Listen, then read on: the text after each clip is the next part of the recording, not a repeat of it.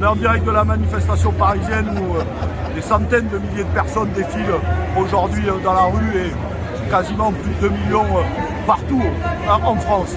La majorité des travailleurs et des travailleuses refusent de travailler 2 ans de trop.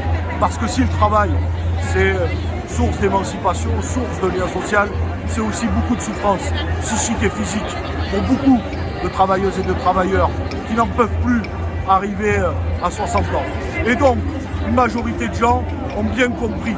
Le gouvernement peut continuer à les insulter en les traitant de paresseux, de wokistes, de bobos ou je ne sais quoi encore. Mais les gens disent stop, ça suffit. 2 ans de plus, c'est 2 ans de trop. C'est 2 ans à ne pas profiter de soi, des siens, être évidemment utile à la société autrement, un temps libéré, dégager des contraintes du salariat et qui échappe en réalité au capital.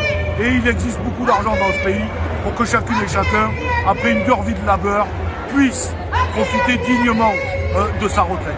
Et donc, une majorité de travailleurs ont bien compris ce qui est en train de se jouer. C'est plus qu'une réforme, c'est un enjeu de civilisation.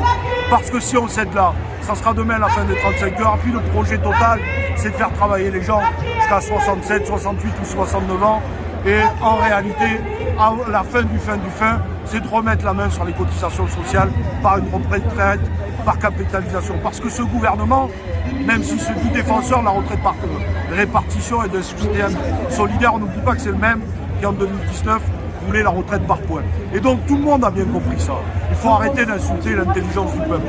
Et donc il faut que nous continuons à être massivement mobilisés et les parlementaires communistes, les parlementaires de l'ensemble de la gauche seront mobilisés à leur côté dans l'hémicycle, évidemment pour faire échec à ce projet. Continuons à nous mobiliser dans les prochains jours et les prochaines semaines et ensemble obtenons le retrait de cette réforme.